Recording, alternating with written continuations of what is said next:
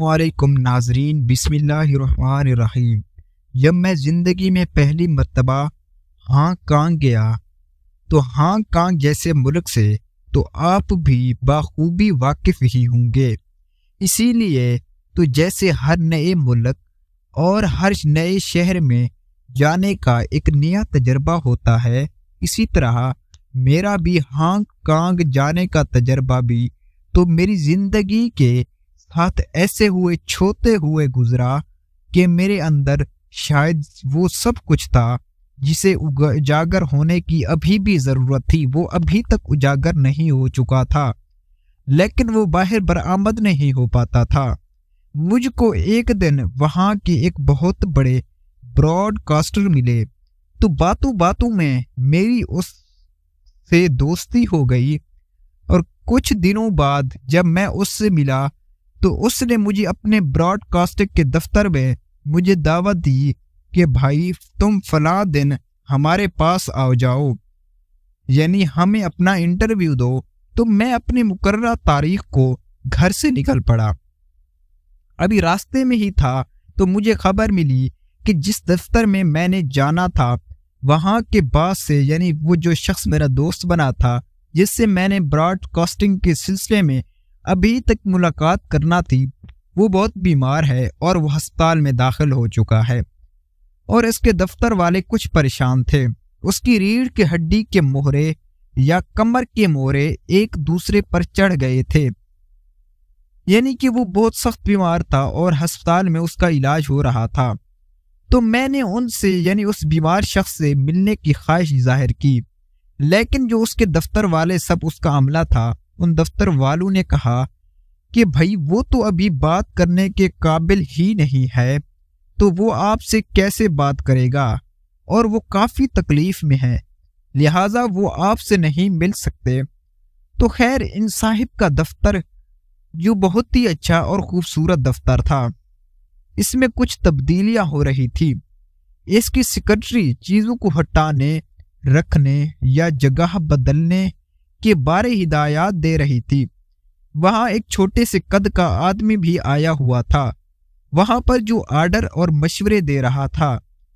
तो मैंने उनसे पूछा कि ये क्या कर रहे हैं आप लोग? तो उन्होंने मुझे कहा कि भाई हम दफ्तर की फेंग शुई कर रहे हैं, और ये जो छोटे कद वाला शख्स खड़ा है ये फेंग शांग का माहिर है। तो उन्होंने मुझे बताया कि हमारे दफ्तर की फेंग शुई बहुत ख़राब थी। यानी जब मैंने उनसे पूछा तो उन्होंने बताया कि हमारे दफ्तर की फेंग शुई जो थी वो बहुत ख़राब थी, यानी डेकोरेशन और जो सिस्टम था वो ख़राब था।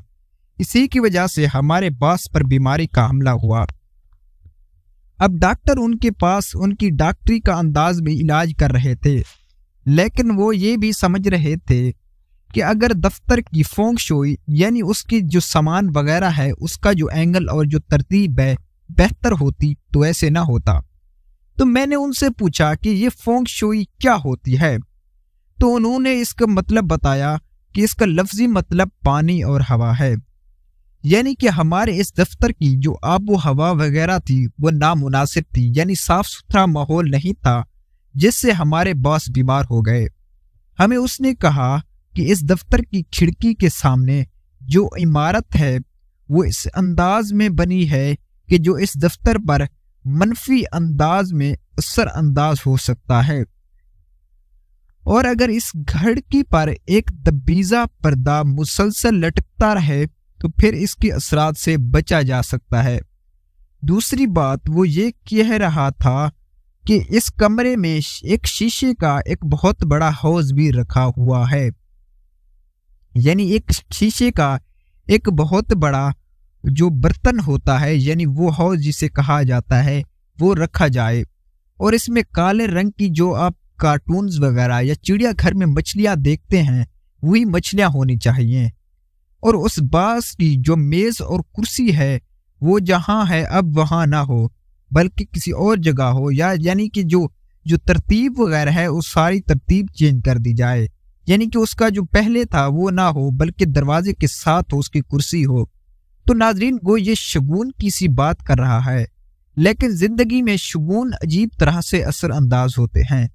उनको मंतकी तौर पर एक दूसरे के साथ यानी एक दूसरे से ताल्लुक नहीं कहा जा सकता। यानी कुछ जगहों पर हम यानी जिन्नात वगैरह का जिक्र करते हैं, वो रहते हैं, तो इसी वजह से वो शख्स भी बीमार हुआ था। दफ्तर वालों के मुताबिक इनके बास को सबसे बड़ा एतराज ये था कि वो बिल्कुल दरवाजे के साथ मेज की कुर्सी नहीं लगवा सकते थे, क्योंकि दरवाजे के साथ बहुत कम बैठते हैं, क्योंकि दुनिया में आज तक किसी भी बॉस की मेज या कुर्सी बिल्कुल दरवाजे के साथ नहीं होती। लेकिन वो जो फेंग शुई का माहिर था वो तकाजा कर रहा था कि जब दफ्तर की सारी तब्दीलियां हो चुकी हों तो उन्होंने कहा कि अब बास की तबीयत पहले से कुछ बेहतर हो जाना शुरू हो जाएगी। और हमने देखा कि वो जो शख्स था उसकी तबीयत पहले से बेहतर होती गई।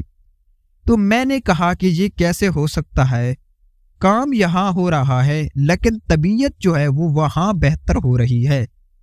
तो उन्होंने कहा, यानी वो जो माहिर था उसने कहा कि आबो हवा और जो सिस्टम का रुख है बड़ा असर अंदाज होता है। हालांकि उनका वो बास तो अस्पताल में दाखिल था और वो सफाई इधर कर रहे थे, तो इस सफाई का उन पर इतना बड़ा असर पड़ा कि वो बास यानी जो बंदा था वो अस्पताल में पड़ा हुआ ही ठीक हो गया। तो इसीलिए शायद जगह में भी बहुत फर्क पड़ता है।